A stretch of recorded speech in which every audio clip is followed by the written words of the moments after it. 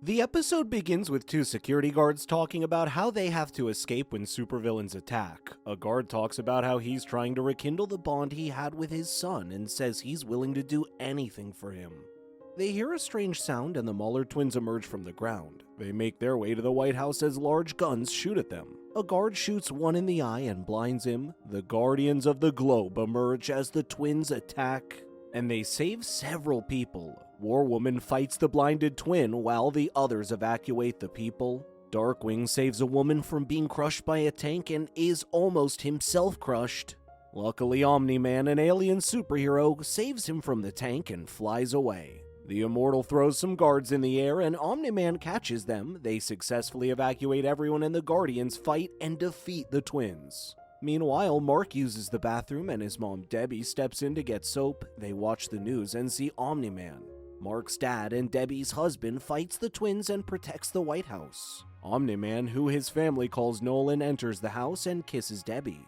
Mark complains and says parents shouldn't talk about sex in front of their kids. They talk about traveling to a different country to eat breakfast, and Nolan tells Mark he can fly to other countries. He then gets his powers. Mark walks out of his house as he complains about not having powers. He tries to fly but is unable to, and a mailman stares at him with a confused face. Mark arrives at school and talks to William, his best friend. They watch as a bully named Todd forces himself on a girl named Amber. Mark stands up for her, but the bully beats him up and Amber kicks him in the groin. She thanks Mark as the bully runs and leaves. Mark steps out of the back of where he works with some trash. He tries throwing it away, but it flies extremely far and he realizes he has gotten his powers. Mark has dinner with his mom and his dad returns. He informs his parents that his powers have activated and Nolan says he will begin training the next day. Mark lies in bed and remembers when he was young. Nolan tells him how he's an alien called a Viltrumite, and his people go to weaker planets to help. He says that Mark is a half-Viltrumite and will gain superhuman abilities in his puberty. Mark steps out of the window and learns to fly. He flies around and dodges an airplane that moves toward him. He flies higher into the air and passes out due to a lack of oxygen. Mark wakes up as he falls and crashes into the ground. He wakes up the following morning and Nolan asks him to get ready. He teaches Mark how to fly and shows him how to move faster. They try to land, but Mark is not able to yet and crashes hard. They continue practicing and Nolan teaches Mark how to punch. He punches Mark and apologizes as he sees that Mark is in serious pain. They return home and Debbie notices that Nolan is pushing Mark too far. Later, Mark returns to school and Todd approaches him. He punches Mark, but Mark enjoys it and asks him to continue punching him.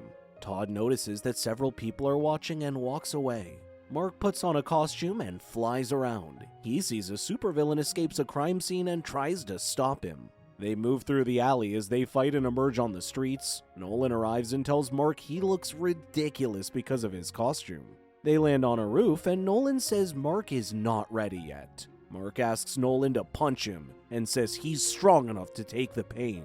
He says he wants to be like Nolan, and they hug as Nolan agrees to make things up. He takes Mark to a special tailor shop and Mark realizes the tailor makes superhero costumes. Mark tests a costume but doesn't like it and says he wants something iconic. The tailor understands what he means and asks Mark for his superhero name. Mark says he hasn't come up with one, and the tailor says he'll make a costume when Mark gets a superhero name. Debbie walks around the house that night and hears crashing sounds that night. She goes outside and sees Mark crashing to the ground. He tells her he's learning to land and fly faster. Debbie says she has work the next morning, and he has school and instructs him to go to bed. Mark refuses and says learning to be like Nolan is important. They sit on the ground as they talk, and Debbie says he doesn't have to be the greatest Nolan, but should be the greatest Mark. He tells her that he loves her, and she says she loves him. The next morning, Mark plays catch with Nolan, and they throw the ball around the world. Nolan tells Mark that it's alright to be scared and that it helps him to be a better hero. Nolan catches the ball and tells him he is invincible. Mark rushes to the tailor and tells him he's formed a superhero name.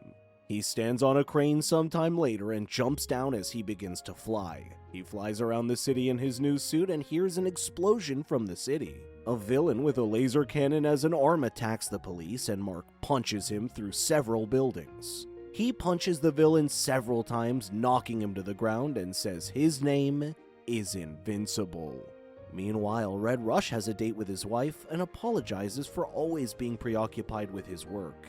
He talks about how his perception of time is different because of his abilities and says he's willing to suffer because of how much he loves her. His watch then begins to beep and he rushes away. The Guardians see the distress call on their watches and rush to their headquarters. They wonder who sent the distress call, and Red Rush saves the Immortal from Omni-Man. The Guardians attack Omni-Man and he grabs Red Rush, crushing his head with his bare hands, and begins fighting the Guardians. Omni-Man kills a majority of them, but the Immortal and War Woman beat him up. He gets angry, snapping War Woman's neck, and decapitates the Immortal.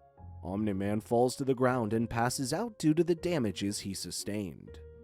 The episode begins with the security guard and his son taking pictures of Buckingham Palace. He tells his son that the Queen is an evil old lady, and his son saves him from a falling trash bag. The man realizes his son called him Dad, and they hug. Meanwhile, several invisible soldiers enter the Guardians of the Globe headquarters and see that everyone is dead. A casualty team arrives and they realize the entire team is dead. They see that Omni-Man is still alive and carefully take him away. Cecil arrives and gets angry as he sees that the Guardians are dead. Debbie wakes up and sees that Nolan isn't in bed. She prepares for work and Mark meets her as she leaves. He tells her not to worry about Nolan, and as they leave the house, some agents approach them. Debbie and Mark are taken to an underground facility in the Pentagon, and Donald, Cecil's assistant, takes them to Nolan's ward. Mark asks who harmed his dad, and Cecil says they don't know. He introduces himself to Mark and apologizes to Debbie. He informs them that someone killed all of the Guardians and Nolan is the only survivor. Someone informs Donald that the town is under attack and Cecil says they are completely understaffed. Mark puts on his costume and enters the town. He sees that aliens are invading the town and tries to stop him, but doesn't know what to do. More aliens emerge and attack Mark, but a strange shield protects him. Adam Eve arrives with several other superheroes and they fight the aliens. Robot gives them instructions and fights. They get overpowered by the aliens, but the aliens suddenly begin aging rapidly. They run into their portal and escape the aging process. Mark arrives at a hospital with an injured woman and a doctor takes her as some guards point their guns at him. He goes to Nolan's ward and cries, and Debbie comforts him. Mark returns to school and tells William his dad is in the hospital. He realizes a girl named Eve is Adam Eve and approaches her. She realizes he is invincible, and he thanks her for helping him during the alien invasion. They sit on the rooftop and talk, and Eve tells Mark that he'll get used to being a hero. She asks him to come and meet her team after school and flies away. Cecil talks to Robot and they realize the aliens evacuated because they aged rapidly. Cecil teleports to the Guardians headquarters and yells at Donald because they haven't made any progress. He asks everyone to leave the room and Damien Darkblood, a demon detective, appears. He examines the scene and understands what's going on. Cecil allows him to help solve the case and leaves the room. Amber approaches Mark in school and says she heard that Todd attacked him again. He laughs and says it wasn't a problem and tells her he has to leave. She watches as Mark leaves the school with Eve. Mark and Eve fly around and they race to their headquarters. He realizes that Eve is dating a hero named Rex and Robot welcomes him. Robot informs them that he built a device to alert them if the aliens are invading. He asks Mark if he can support the team if they need help and Mark agrees. In the hospital, Mark takes care of Nolan and Debbie enters. He realizes he's upset and apologizes for not having time for him. He goes to a different ward to see the old woman he saved, and the doctor informs him that it's too soon to tell if she will be alright. Mark talks to William in school, and William suggests Mark dates Eve. He tells him that it's impossible because Eve has a boyfriend, and he leaves as he sees Eve leaving. Amber walks to William and asks if Mark is dating Eve. He says that Mark is single and offers to give her his number. Mark and Eve meet the others, and they watch as the aliens invade. They see that the aliens aren't aging rapidly, and Robot says they've invented a way to stop the effects of their time stream. Mark and the others fly to the aliens and fight them. They focus their attack on Mark and stick him to a machine. The heroes get outnumbered, and the leader of the aliens prepares to kill Eve.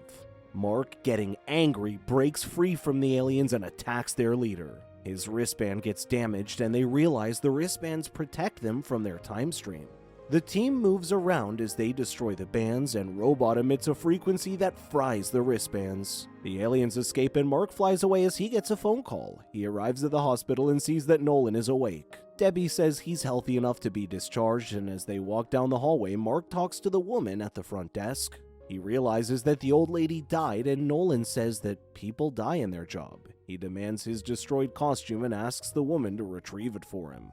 A reporter asks about the whereabouts of the Guardians and says they've been missing for a week. Mark spars with his dad and finally lands a punch. Debbie interrupts and they enter the house to talk to Cecil. He informs them that an alien that Nolan fights regularly has returned. And Debbie complains because Nolan has been home for only a week. Mark suggests he fight the alien and Debbie reluctantly agrees. Mark flies out of space and gets attacked by the alien. He asks the alien to stay away from Earth, but it attacks and punches him. Mark pushes it to the moon, and as they fight, Mark realizes they have a timeout. The alien pulls up a rock as a seat and says that he's the evaluation officer that ensures there are strong heroes on a planet. Mark makes him realize that he's on Earth and not Urath. He apologizes and flies away. Cecil asks Nolan what he remembers from the attack, and Nolan says someone attacked him and the other Guardians. The aliens attack as the people hold a memorial. Todd approaches Mark and apologizes for beating him. He gives Mark Amber's phone number and gets a phone call that the city is under attack. Mark and the others arrive, and Robot says that the aliens are immune to their time stream. Their leader grabs Mark as he flies and punches him several times. Omni-Man finally arrives, defeating most of the aliens, allowing some of them to evacuate as Omni-Man flies into the portal with the aliens. Mark calls Omni-Man his dad, and the team realizes they're related.